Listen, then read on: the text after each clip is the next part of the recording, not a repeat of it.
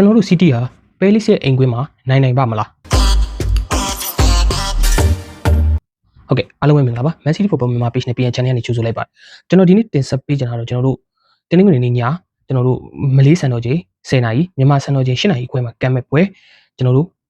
Palace နဲ့ Man City တို့ရဲ့ပွဲကြိုသုံးသက်ချက်လေးပဲဖြစ်ပါတယ်ဟုတ်ကဲ့ကျွန်တော်ရဲ့အစီအစဉ်လေးကိုဆက်လိုက်အောင်ပထမဦးဆုံးအနေနဲ့ကျွန်တော်တို့ head to head ကိုကြည့်ရမယ်ဆိုလို့ရှိရင် Palace နဲ့ Man City အသင်းဟာဆိုလို့ရှိရင်28ချိန်တွေ့ခဲ့ဘူးလေ28ချိန်မှာ Palace က4ချိန်နိုင်တယ် Man City က18ချိန်နိုင်တယ်5ချိန်တည်ကြထားတယ်ဒါကိုကြည့်ရမယ်ဆိုရင် Man City က Palace မှာအသာကြီးတော့ရတယ်ဒါပေမဲ့ဟိုလိုမျိုးရိုးရိုးတန်းတန်းအသာကြီးရတာဆိုတာထက်ကိုအင်ကွင်းတွေမှာ Palace ရဲ့အင်ကွင်းမှာဆိုရင် Man City ကနည်းနည်းခက်ခဲကစားလေးရှိတယ် Man City အင်ကွင်းမှာဆိုရင်တော့နိုင်လေးနိုင်ထားရှိတယ်ဒါပေမဲ့ Palace ရဲ့အင်ကွင်းမှာဆိုလို့ရှိရင် Man City ကခက်ခဲဆော့ရလေးရှိတယ်ကျွန်တော်တို့အရင်တော့ Palace နဲ့ဆိုရင်ခက်ခဲဆော့ရတဲ့အချိန်မှာဘဒူတွေကျွန်တော်တို့ Man City ကိုဒုက္ခပေးထားရှိလဲဆိုတော့ဇာဟာတို့ဘာလို့ဒုက္ခပေးပြီးတော့နောက်ပြီးတော့ကျွန်တော်တို့ Michael Olise ပြီးသွားရောဈေးနောက်လျှောက်ဒုက္ခပေးလာတဲ့ကောင်းလေးပြီးလေဖေအခုကတော့ကျွန်တော်တို့မာတီတာမစိုးဘူးဗျတကယ်ကိုကောင်းတဲ့တိုက်စစ်မှုအရေးသွေးမြင့်တိုက်စစ်မှုထဲမှာပါတယ်သူ့ရဲ့ကိုသွင်းစွမ်းရည်လည်းမစိုးဘူးလို့ပြောရမယ်နောက်ပြီးတော့ကျွန်တော်တို့ Palace ရဲ့နောက်ဆုံး5ပွဲကိုကြည့်ရမယ်ဆိုလို့ရှိရင် Palace က3ပွဲနိုင်ထားတယ်တပွဲတည်ကြထားတယ်တပွဲရှုံးထားတယ်ဒါကိုကြည့်ရမယ်ဆိုရင် Palace အနေနဲ့ဟာမစိုးဘူးရလက်ကောင်းတွေကိုပိုင်ဆိုင်ထားတယ်ပြောရမယ်သူတို့ရှုံးထားတာကလည်းအင်ကွင်းမှာ Man United ကိုရှုံးထားတာ United ကပြောလို့ပြောတာမဟုတ်ဘူးကျွန်တော်တို့ Man City အသင်းကခက်ခဲဆော့ရတဲ့အသင်းတွေအ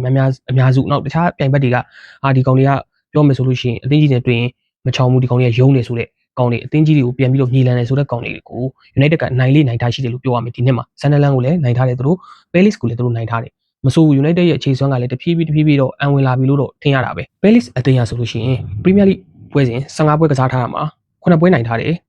5ပွဲတည်ကြထားတယ်3ပွဲပဲရှုံးထားတယ်သူတို့ကရမှတ်26မှတ်နဲ့အဆင့်4နေရာမှာရပ်တည်နေတယ်ကျွန်တော်တို့ Man City နဲ့ဆိုရင်5မှတ်ပဲကွာတယ်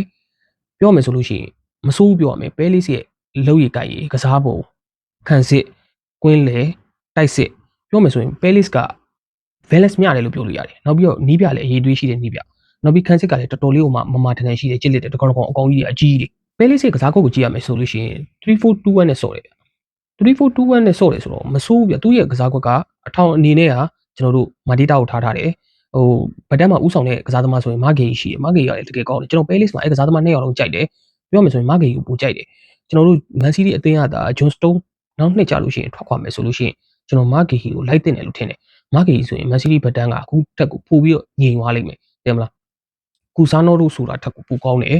နောက်ပြီးတော့ကျွန်တော်တို့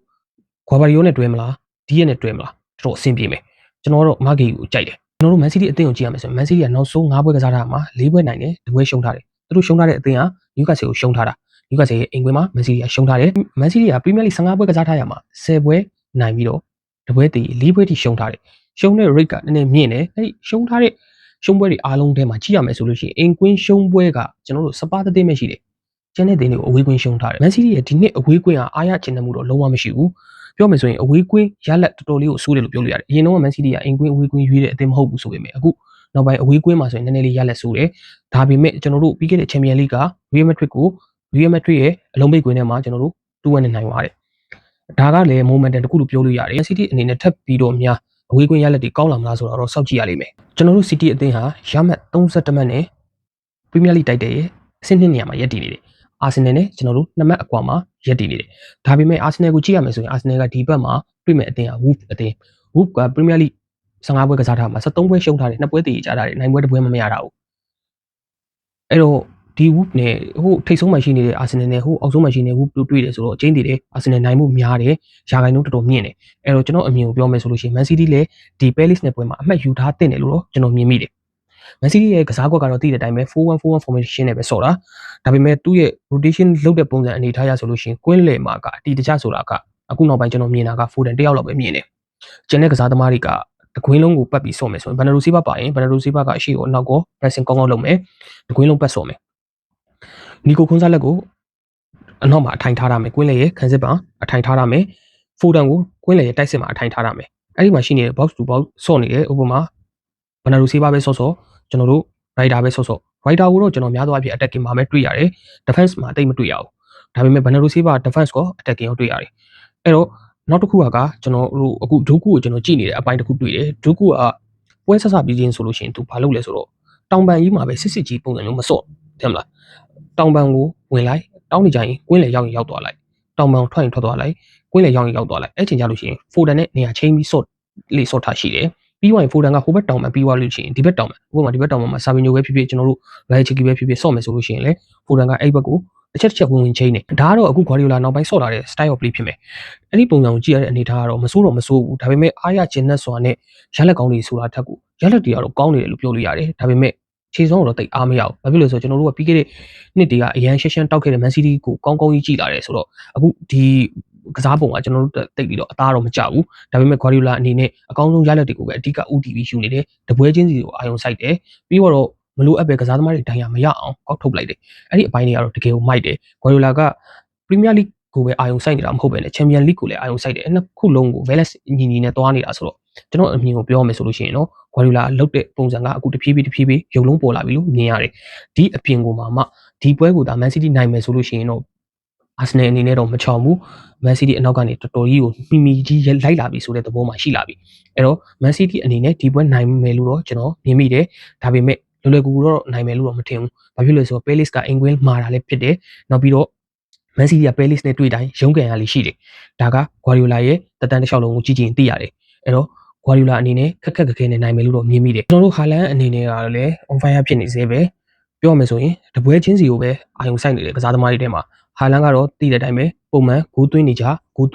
သေးပဲအဲ့တော့ Man City အနေနဲ့ထပ်ပြီးတော့ဒီပွဲကိုနိုင်မယ်ဆိုလို့ရှိရင်ကျွန်တော်တို့တိတ်ပြီးတော့ကမရောက်ရဘူးဒါမှမဟုတ်ဘဲနဲ့တည်ကြသွားတာလို့ချွတ်ချော်သွားတာလို့ဆိုရင်တော့မချောင်ဘူး Man City နောက်ပိုင်းပွဲချက်တွေထပ်လာဖို့ရှိသေးတယ်ဒီစမှာပွဲချက်ကာလကိုကြည့်ရမယ်ဆိုရင် Man City အနေနဲ့ဒီပွဲကကျွန်တော်အမြင်ကိုပြောမယ်ဆိုရင်တကယ်ကိုချက်တယ်လို့ပြောလို့ရတယ်တကယ်လို့ဒီပွဲကိုဒါ Man City အနေနဲ့ချွတ်ချော်သွားတာလို့တည်ကြသွားတာလို့ဆိုလို့ရှိရင်နောက်ပိုင်းပွဲစဉ်တွေမှာ Man City မတရားလိုက်ယုံနေရမယ်အဲ့တော့ Guardiola အနေနဲ့ဒီပွဲကိုအနိုင်ဖြတ်မယ်လို့မြင်မိတယ်အခုနောက်ပိုင်း Sunderland နဲ့ပွဲမှာ Guardiola သုံးရတဲ့ပုံစံမျိုးပို့ပြီးသဘောကျတယ်ဘာလဲဆိုတော့ကစားသမားတွေထည့်ထားတယ်လူစုံတက်စုံနဲ့ကျုံတယ်ပြီးတော့နိုင်သွားအောင် 3C လုံးဝ job done ဖြစ်သွားတဲ့အချိန်မှာအရေးကြီးတဲ့ကစားသမားတွေကောက်ထုတ်လိုက်တယ်အဲ့လိုမျိုးပဲ Real Madrid နဲ့ပွဲမှာကျွန်တော်တို့2-1နဲ့နိုင်နေတယ်ဒီရလက်ကိုကျွန်တော်တို့ထိမ့်သိမ့်ဖို့အတွက်ဘာလုပ်လိုက်လဲတိုက်စစ်တွေသိရမလားတကယ်ဒါပေမဲ့တိုက်စစ်ဆိုပေမဲ့ Haaland တို့ဘာတို့ Foden တို့ဘာတို့အရေးကြီးတဲ့ကစားသမားတွေအကုန်လုံးထုတ်လိုက်တယ်အဲ့ဒါကဘာလဲဆိုတော့နောက်ပွဲကိုရှိသေးတယ်နောက်ပွဲက Palace နဲ့ပွဲ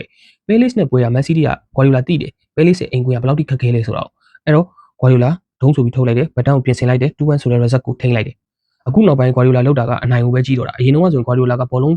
ကိုသူ့အသင်းသားတွေရဲ့ခြေထောက်ထဲမှာကင်ပြီးတော့ဆော့ရတာကိုပူသဘောကျတဲ့နည်းပြဒါပေမဲ့အခုကတော့နိုင်ရပြီပြောမယ်ဆိုရင် Guardiola အသက်ကြီးသွားတယ်လည်းပါတယ်သိရမလားနိုင်ရပြီခေါ်တော့သိရမလားအဲ့တော့သူကအနိုင်ပဲယူတော့မှာကျန်တဲ့အပိုင်းတွေသိပြီးတော့စိတ်ဝင်စားဖို့ဆိုတဲ့ပုံစံကိုဘက်ကိုသွားလာတယ်အဲ့တော့ကျွန်တော်အမြင်ကိုပြောမယ်ဆိုရင် Man City ဒီပွဲကိုလည်းအနိုင်ယူဖို့အတွက်အာရုံစိုက်မယ်လို့တော့မြင်မိတယ်အဲ့တော့ကျွန်တော်တို့ပွဲပြီးကြရင်ပြန်လဲတွေ့ကြမယ်ကြည့်ရှုပေးကြတဲ့တယောက်ချင်းစီတိုင်းကိုကျေးဇူးတင်ပါတယ်